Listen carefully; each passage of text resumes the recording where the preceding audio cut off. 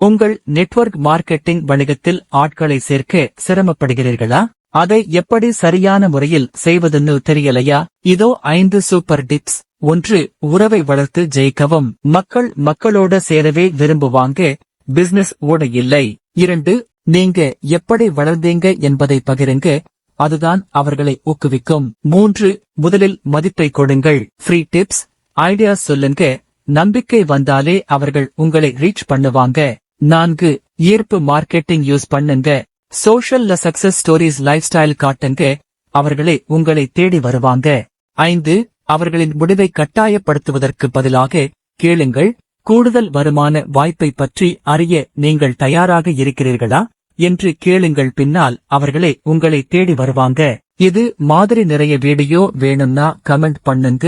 இதை பத்தி தெரிஞ்சுக்கணும்னா கீழே உள்ள நம்பருக்கு வாட்ஸ்அப் பண்ணுங்க. நன்றி.